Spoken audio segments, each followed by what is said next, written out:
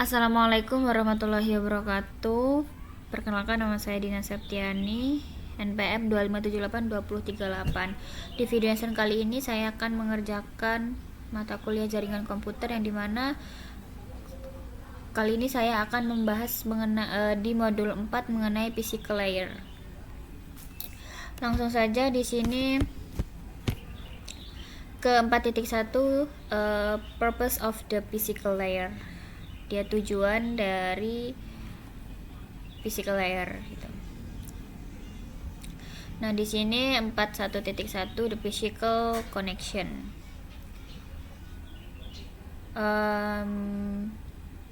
Jadi ini adalah koneksi fisik gitu ya.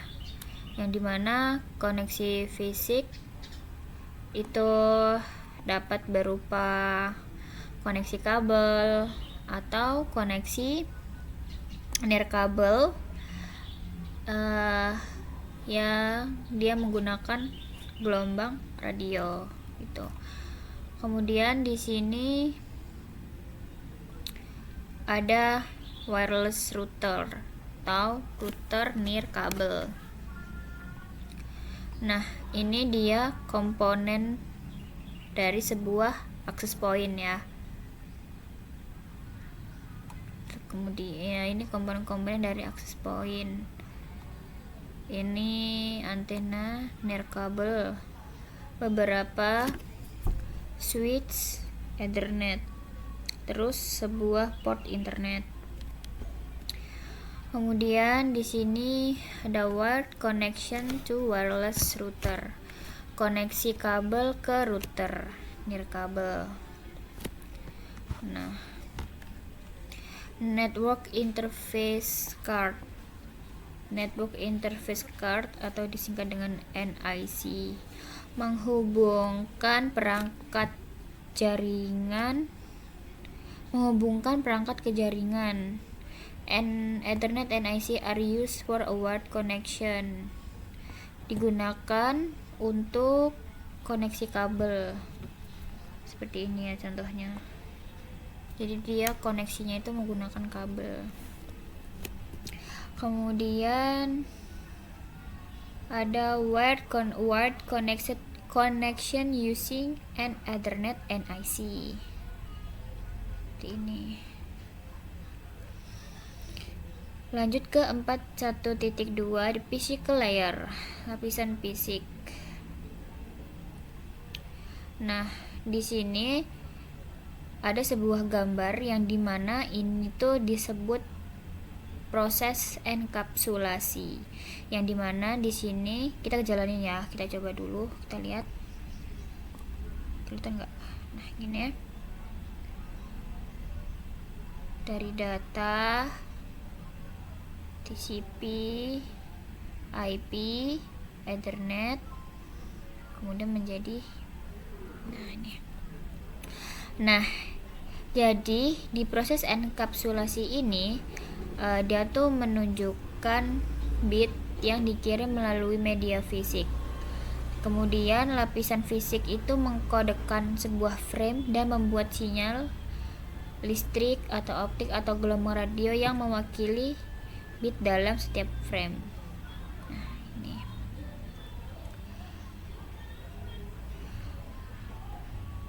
Lanjut ke 4.2.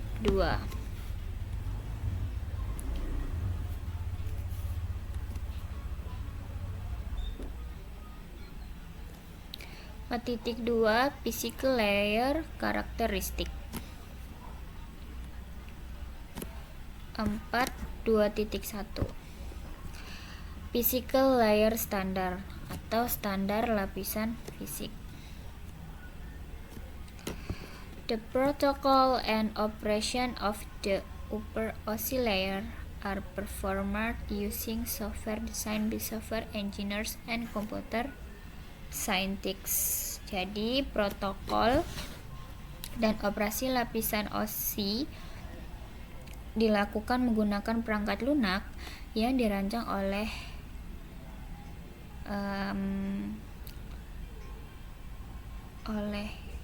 all engine insinyur perangkat lunak ini software engineer and computer scientist ini. Kemudian the physical layer consists of electronic circuits, media, and connector developed by engineers. Therefore, it is appropriate that a standard governing this hardware are defined by the relevant electrical and communication engineering organization, yang dimana lapisan fisik itu terdiri dari sirkuit elektronik, media, konektor yang dikembangkan oleh para insinyur. Kemudian, there are many different international and national organizations, regulatory government organization, and private companies involved in establishing and maintaining physical layer standard. For instance, the physical layer hardware, media, encoding, and signaling standard are defined and governed by this standard organization, yang dimana terdapat banyak organisasi internasional dan nasional kayak organisasi pemerintah dan perusahaan swasta yang terlibat untuk menetapkan dan memelihara lapisan fisik ini ya, physical layer standar. Kemudian misalnya mereka tuh mengelola standar perangkat kerasnya, medianya, pengkodean dan pensinyalan. Nah, di sini ada organisasi-organisasinya, contohnya International Organization for Standardization (ISO), ada Telecommunication Industry Association atau Electronic Industries Association, International Telecommunication Union, American National Standard Institute, Institute of Electrical and Electronics Engineers, ada National Telecommunication Regulatory Authorities including the Federal Communication Commission in the USA and the European Telecommunication Standard Institute. Nah, kemudian di sini ada urutan gitu, OSI layer ya. Nah, OSI layer itu dimulai dari physical, data link, network, transport, session, presentation, dan yang terakhir itu ada application. Nah, di sini kan ada nih dari application ke data link. The TCP IP standard are implemented in software and governed by the IETF. Jadi standar ini diimplementasikan di perangkat lunak dan diatur oleh IETF. Kemudian bagian ini data link and physical. The physical layer standard are implemented in hardware and are governed by many organizations including, yang dimana ini diimplementasikan dalam perangkat keras dan diatur oleh organisasi ISO, ANSI ini, IEEE. Kemudian 42.2 physical component. The physical layer standard address three functional areas. Dia ada physical component atau komponen fisik, ada encoding dan signaling. Kemudian physical components. The physical components are the electronic hardware device, media, and other connectors that transmit the signal that represent the bits. Yang dimana komponen fisik adalah perangkat keras elektronik, media, konektor yang mengirimkan sinyal, yang merepresentasikan sebuah bit. Kemudian 423 encoding. Apa itu encoding? Encoding or line encoding is a method of converting a stream of data bits into a predefined code. Codes are groupings of bits used to provide a predictable. Ini jadi pengkodean itu adalah baris is a method untuk mengubah aliran bit menjadi kode yang telah ditentukan sebelumnya. Kode adalah pengelompokan bit yang digunakan untuk memberikan pola yang dapat diprediksi dan dikenali oleh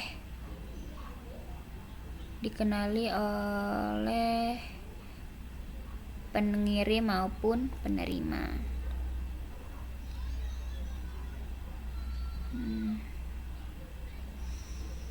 Nah, ini contoh gambar dari encoding. Jadi pengkodean gitu dia. Kemudian 4.2.4 signaling. The physical layer must generate the electrical, optical, or wireless signal that represent the 1 and 0 on the media. Jadi lapisan fisik harus menghasilkan sinyal listrik, optik, atau nirkabel yang merepresentasikan 1 dan 0 pada media. The way that bits are represented is called the signaling method, yang dimana cara bit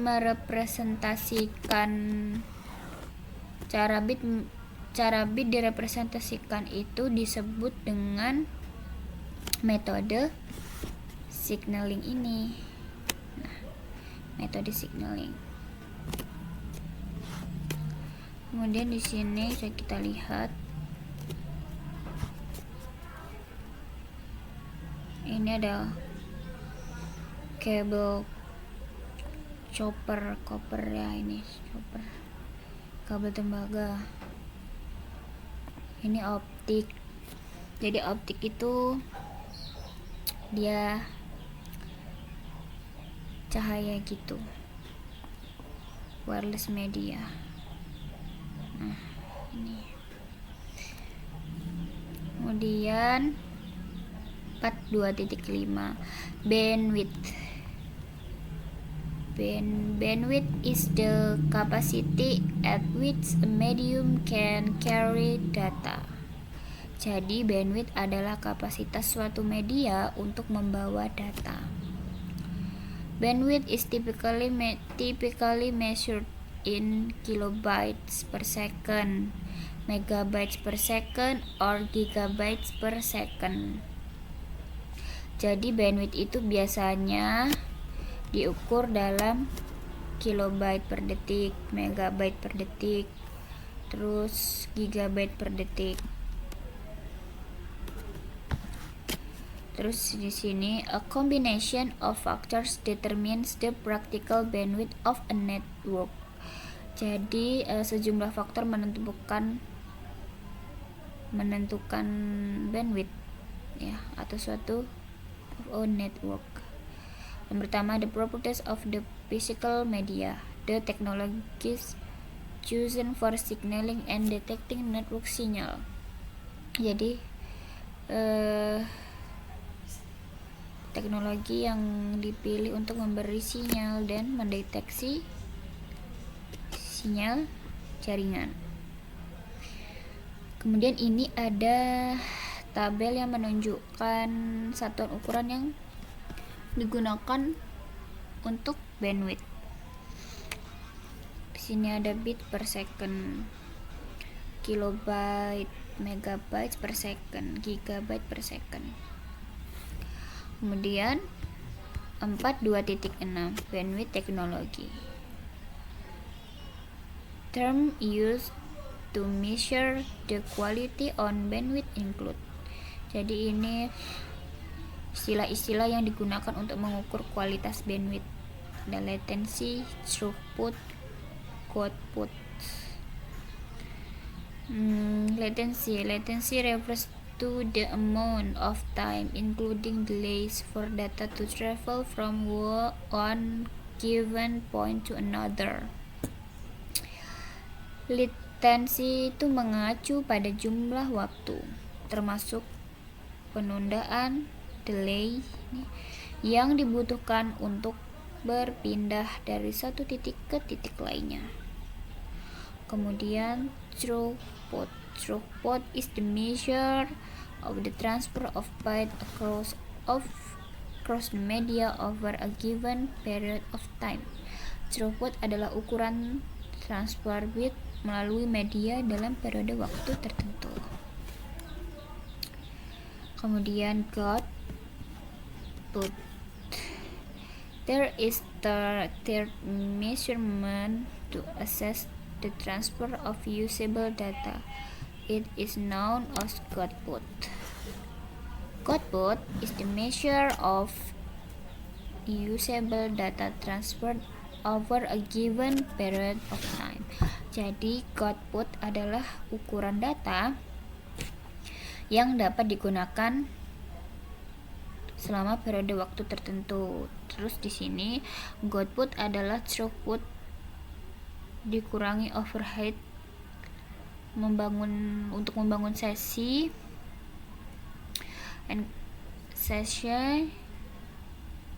ada acknowledgement, ada enkapsulasi, dan bit yang dikirim ulang. Oke, gitu untuk output.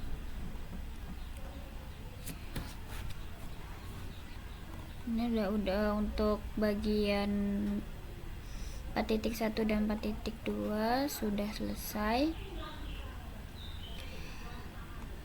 Cukup sekian video penjelasan dari saya. Apabila ada masih banyak kesalahan, saya mohon maaf. Saya akhiri. Wassalamualaikum warahmatullahi wabarakatuh. Terima kasih. Baiklah, di sini saya akan melanjutkan materi yang selanjutnya, di mana di sini saya akan membahas tentang 4.3 kabel tembaga. Nah, di sini ada karakteristik kabel tembaga. Nah, kabel tembaga itu adalah jenis kabel yang paling umum digunakan dalam jaringan. Jadi, bukan cuma satu jenis kabel, tapi ada 3 jenis kabel yang masing-masing itu digunain dalam situasi tertentu. Jadi ada fungsinya masing-masing. Nah, kalau jaringan menggunakan media tembaga itu karena harganya murah, terus mudah dipasang, juga memiliki registrasi rendah terhadap arus listrik. Sedangkan media tembaga yang memiliki keterbatasan dalam hal jarak dan interferensi sinyal, seperti itu. Nah, di sini nih. Nih, ada nilai waktu atau tegangan pulsa listrik juga yang rentan pada gangguan. Ada 2 sumber. Yang pertama itu dari interferensi elektromagnetik atau EMI, terus atau bisa disebut juga interferensi frekuensi radio atau RFI. Nah, ini itu bisa mengganggu dan merusak sinyal data yang dibawa oleh media tembaga. Jadi ini suatu penyakitnya juga. Nah, yang kedua itu ada crosstalk. Crosstalk itu gangguan yang disebabkan oleh media listrik ataupun magnet, seperti itu. Nah, seperti ini. Ini transmisi data yang dapat dipengaruhi oleh interferensi. Nah, ini ada sinyal interferensinya bisa jadi melekuk-melekuk kayak gini. Nah, ini jadi pokoknya jadi acak-acakan seperti itu. Ini kalau dia nggak ada gangguan atau hambatan. Nah, di sini ada jenis-jenis kabel tembaga. Ada 3 jenis utama dari kabel tembaga tersebut. Nah, di sini ada UTP, STP, sama kabel koaksial. Ini kabel UTP itu seperti ini. Kalau kabel STP itu kayak gini. Terus ini kabel koaksial. Nah, Kabel UTP itu kabel berpilin tanpa pelindung. Nah, dia itu media jaringan yang paling umum. Kabel UTP itu diakhiri dengan konektornya RJ45. Digunakan juga buat menghubungin host jaringan sama perangkat jaringan perantara seperti switch sama router. Jadi switch sama router itu pakai kabel UTP.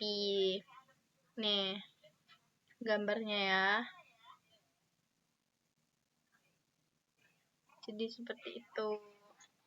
Nah, sedangkan kabel pasangan berpilin terlindung atau STP, jadi dia ini terlindung kabelnya, ada pelindungnya yang bisa melindungi gangguan noise yang lebih baik daripada kabel UTP sebelumnya. Jadi bisa dibandingkan dengan kabel UTP, kabel STP itu jauh lebih mahal dan juga lebih sulit kalau kita memasangnya. Kayak UTP, STP itu tuh menggunakan konektor RJ45, sama aja pakai RJ45.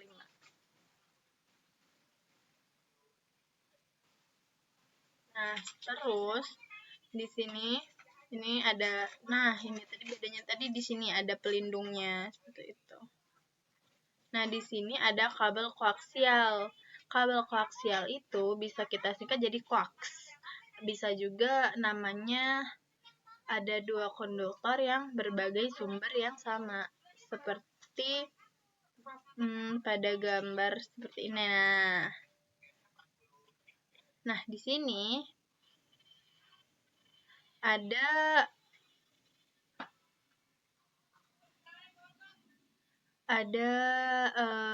menggantikan kabel koaksial dan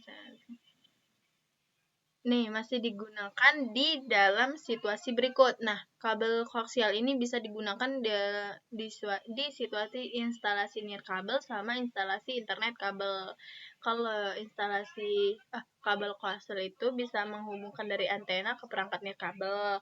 Terus juga dia menyediakan konveksi internet kepada pelanggan dengan mengganti sebagai kabel koaksial dan elemen pengguna pendukung dengan kabel serat optik seperti itu. Ini kabel koaksialnya. Nah, mungkin cukup sekian dan akan dilanjutkan oleh teman saya seperti itu.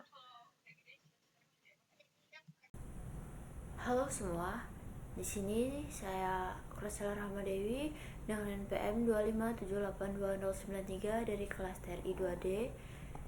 Nah, di sini saya akan menjelaskan materi pengkabelan UTP pada 4.4 pada modul 4, yaitu tentang lapisan fisik. Kemudian saya akan menjelaskan yang 4.4 yaitu pengkabelan UTP. Nah, jadi yang pertama ada 4.1 yaitu sifat-sifat kabel UTP. Jadi UTP ada atau unshielded twisted pair adalah kabel jaringan yang paling sering digunakan pada jaringan LAN. Nah, kabel ini nih terdiri dari 4 pasang kabel tembaga berwarna yang dipilih atau twisted dan dibungkus oleh lapisan plastik. Nah, karakteristik kabel UTP ini nih, yang pertama dia itu tidak memiliki pelindung tambahan atau shielding. Kemudian ukurannya itu lebih kecil dan fleksibel sehingga mudah dipasang. Yang ketiga yaitu digunakan untuk jaringan komputer seperti Ethernet. Nah, di sini ada cara UTP mengurangi gangguan sinyal ya. Yang pertama, karena tidak memiliki pelindung, jadi kabel UTP itu menggunakan beberapa teknik tertentu untuk mengurangi gangguan seperti itu. Yang pertama ada EMI atau electromagnetic interface, itu tuh gangguan yang berupa elektromagnetik. Yang kedua yaitu RF, radio frequency interface, itu yaitu berupa gangguan gelombang radio. Yang ketiga yaitu crosstalk atau gangguan antar kabel dalam jaringan. Jadi di sini ada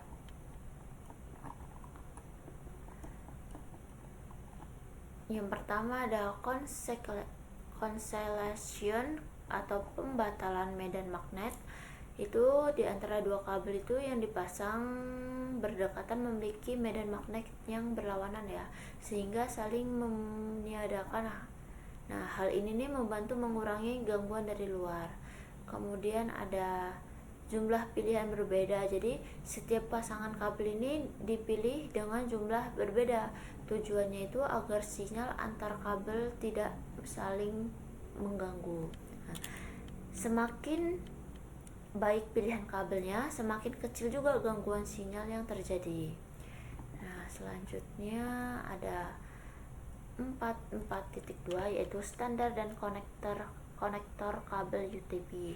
Jadi kabel UTP itu mengikuti standar dari TIA atau EIA 568 yaitu standar pemasangan kabelan atau local area network.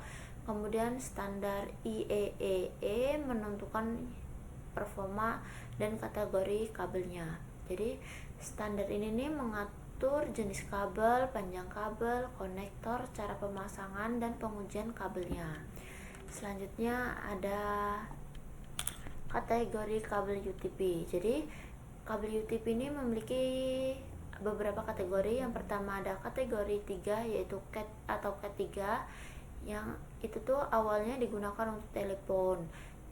Nah, kemudian itu digunakan untuk data yang berkecepatan rendah. Kemudian ada kategori CAT 5. Nah, di situ tuh dia mendukung kecepatan hingga 100 Mbps. Kemudian ada kategori 5E atau CAT 5E, itu tuh mendukung hingga 1000 Mbps atau 1 GB per sekon ya. Dan itu tuh menjadi standar minimum saat inilah kurang lebihnya. Kemudian ada kategori 6 atau CAT 6, itu tuh dia mendukung hingga 10 GB per sekon.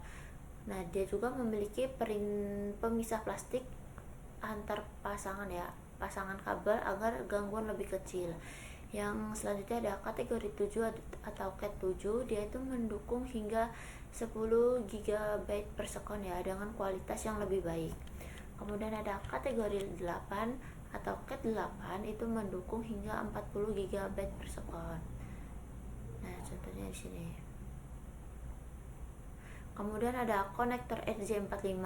Nah, kabel UTP itu biasanya menggunakan konektor RJ45. Nah, bagian RJ45 itu tuh ada yang pertama ada male connector, itu ujung kabel yang dikerimping. Kemudian ada female socket, itu port pada switch, router atau dinding jaringan ya.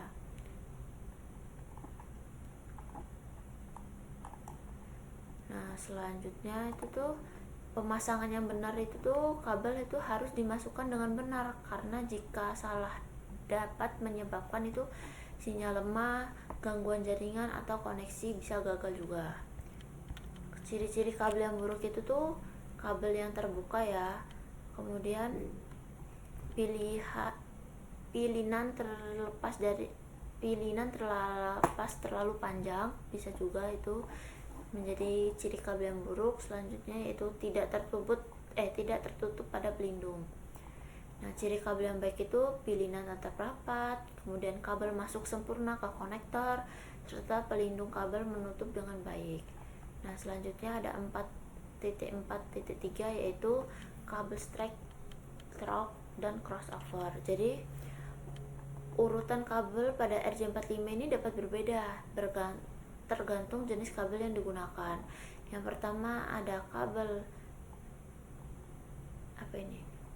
through kabel atau kabel yang paling umum digunakan ya. Fungsinya itu digunakan untuk menghubungkan perangkat berbeda seperti dari PC ke switch atau switch ke router. Nah, susunannya itu kedua ujungnya itu tuh menggunakan standar yang sama, misalnya kabel T568A ke T568A juga, atau T568B atau ke T568B juga. Kemudian ada di sini selanjutnya itu ada kabel crossover ya. Nah, crossover kabel ini nih digunakan untuk menghubungkan perangkat yang sejenis. Fungsinya Contohnya aja dari switch ke switch, PC ke PC, atau router ke router. Nah, susunannya itu satu ujung itu menggunakan T568A dan ujungnya itu menggunakan T568B. Nah, saat ini kabel crossover itu jarang digunakan karena perangkat modern sudah memiliki fitur Auto MDIX yang dapat mendeteksi jenis kabel secara otomatis. Nah, kalau selanjutnya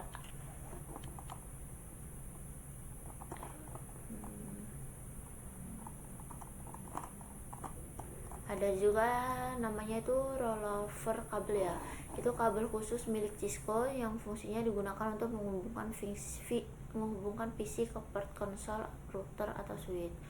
Nah, standar T568A dan T568B itu berbeda urutan warna kabel pada konektor RJ45-nya ya. Jika T68A itu urutan warnanya dari putih hijau-hijau, putih oranye biru, putih biru oranye, dan putih coklat-coklat. Sedangkan untuk T568B itu urutan warnanya itu dari putih oranye-oranye, putih hijau biru, putih biru hijau, dan putih coklat-coklat. Nah, mungkin sekian ya penjelasan mengenai materi 4.4 tentang pengkabelan UTP ini. Apabila ada salah kata saya mohon maaf. Selanjutnya akan disampaikan oleh kawan saya. Baiklah. Di sini saya akan menjelaskan materi pada modul 4, meneruskan materi yang dari teman saya. Di sini pada materi 4.5 ini masuk ke fiber optic cabling. Di sini untuk fiber optic sendiri itu adalah slot optik. Dia itu untayan kaca murni, dia sangat tipis ya. Untayan kaca murni sangat tipis, ini kayak gini, dia sangat kecil. Ukurannya itu tidak jauh dari, lebih besar dari sehelai rambut manusia itu. Nah, fiber optik ini tuh digunakan ketika mengirim data dari jarak yang sangat jauh dan tetap menggunakan bandwidth yang tinggi gitu. Jadi sangat cocok untuk mengirimkan data yang sangat jauh gitu, sampai bergiga-giga ibaratnya. Nah, kemudian fiber optik ini ada dua mode. Mode yang pertama itu di sini ada single mode fiber. Nah, single mode ini digunakan untuk very small core, dia core-nya kecil.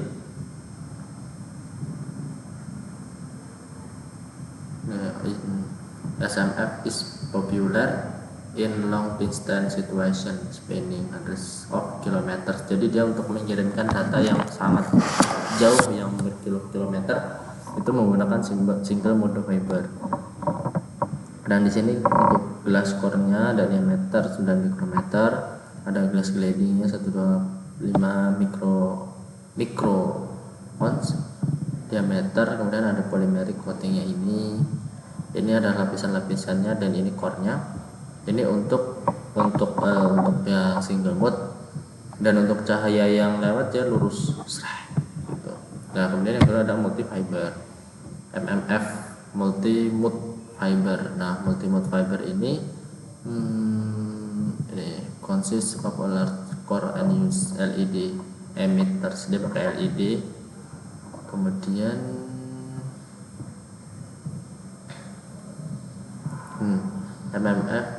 MMF multimode are popular in LANs.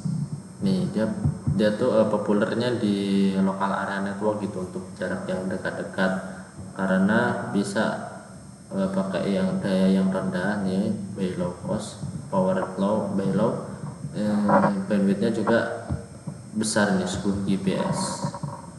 Untuk jaraknya nih up to 550 meter. Jadi untuk yang multimode ini dia untuk mengirimkan data yang lokal-lokal aja, nggak jauh-jauh. Kalau yang dan dia core-nya juga lebih besar. Ini kan 50 sampai 62. Nah, kalau ini cuma 9. Karena dia jaraknya nggak terlalu jauh gitu, dan membawa bandwidth yang besar. Nah, terus fiber optic cabling use. Fiber optic cabling is now being used in for. Nah, jadi ada 4 ini kegunaannya untuk fiber optic. Jadi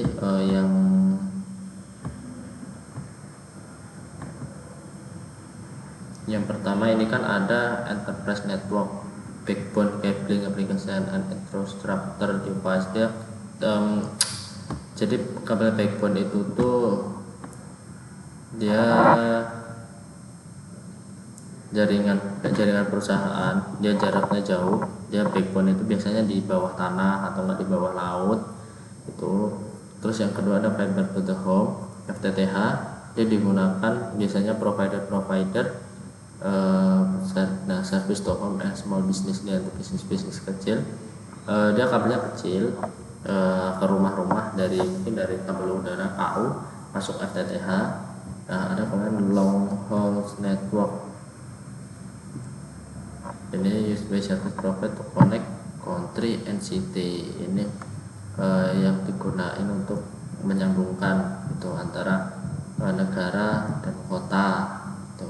Nah, sebenarnya submarine cable network is to provide reliable high speed high capacity solution capable. Nah, ini jaringan kabel bawah laut. Yang pertama itu ini yang bawah tanah, ini yang bawah laut, digunakan untuk menyediakan solusi berkecepatan tinggi dan berkapasitas besar yang andal dan mampu bertahan di lingkungan bawah laut yang keras hingga jarak transoceanic gitu. Jadi kabel bawah laut. Kemudian di sini ada beberapa konektor. Yang pertama itu ada strike tip. Ini konektornya ada satu. Ini ada konektor juga, konektor SC konektor. Nah, untuk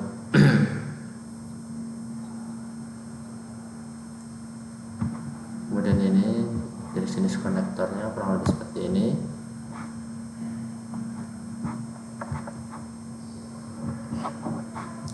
Kemudian ada fiber padcore. Nah, padcore ini tuh gunanya untuk biasanya kalau di ISP dia di untuk ujung kabel FTTH.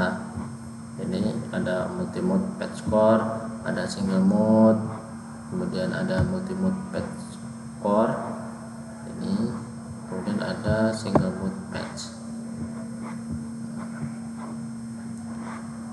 Ini ada statistiknya fiber versus copper. Untuk bandwidthnya OTP 10 sampai ini. Kalau bandwidth sportnya UTP itu 10 Mbps ya, sampai 10 GB per detik. Sedangkan kalau fiber optik bisa sampai 100 GB per detik. Nah, relatif ini untuk jaraknya sampai 100 meter, sedangkan kalau fiber optik bisa sampai 100.000 meter. Nah, immunity-nya nih MAI dan RFI ini kayak gangguan gelombang magnetik ya, itulah pokoknya. Nah, ini low, ini high completely immune, dia anti sama EMI dan RFI. Electrical hazard juga immune. Sangat bagus lah ini dibanding UTP, jauh banget ya, karena memang digunakan untuk kabel yang jaraknya jauh gitu. Ini itu kalau sampelnya, sampel dari fiber optik.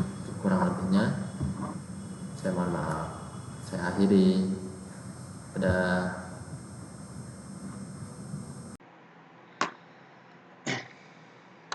Oke, halo semuanya. Perkenalkan, nama saya Arfan Wiswanjaya. Hari ini kita bakal bahas sesuatu yang nempel banget ya sama hidup kita, yaitu wireless media ya, atau media nirkabel. Nah, kita itu bakal bedah mulai dari teorinya sampai gimana cara ceknya di laptop.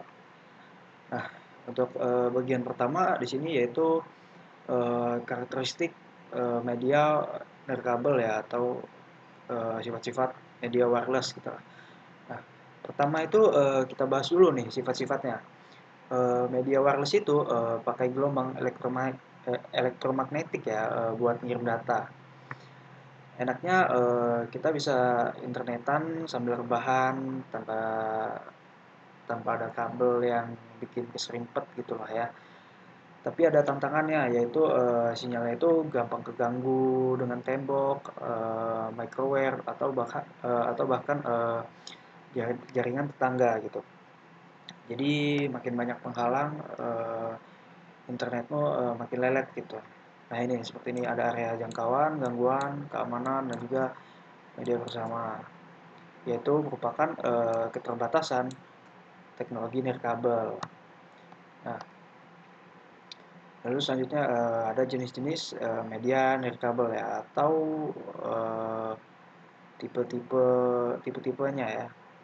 Nah, nirkabel itu bukan cuman WiFi ya, ada juga 3 standar utama yang sering kita pakai gitu ya. Ada 4 nih. Yang pertama itu ada WiFi, lalu ada Bluetooth, Vmax ya. Nah ini kalau untuk WiFi ini bisa kita pakai di rumah ataupun di cafe gitu kan. Sementara untuk Bluetooth ini buat jarak dekat ya, kayak nyambungin HP ke earphone gitu kan, headset Bluetooth lah dan sebagainya. Nah untuk Vmax ini buat cakupan yang luas ya, itu cakupan yang luas. Level kota ibaratnya WiFi tapi versi lebih besar gitu lah. Nah untuk Zigbee ini digunakan untuk komunikasi dengan laju ya, data rendah dan juga daya rendah. Nah ini tuh ditujukan untuk aplikasi yang membutuhkan jangkauan pendek dan laju data rendah gitu. Dan juga masa pakainya itu lama gitu kan. Biasanya itu digunakan di industri IoT gitu, seperti saklar lampu atau pengumpulan data perangkat medis. Nah, untuk bagian 3 ini masuk ke jaringan LAN ya, LAN nirkabel. Masuk ke bagian LAN biar kita bisa internetan gitu, tanpa kabel. Kita butuh 2 alat kunci gitu ya, yaitu wireless access point ya. Itu tuh kotak yang ada antenanya buat nyebarin sinyal gitulah. Nah yang kedua ini ada uh, wireless NIC ya, yaitu alat penerima yang udah ketanam di dalam HP atau laptop. Nah, jadi kita kalau dua ini nggak ada ya nggak bisa jalan sinyalnya gitu. Tuh, adaptor ini menyediakan kemampuan komunikasi nirkabel ke host jaringan. Nah, seperti ini contohnya. Tuh, ada terus.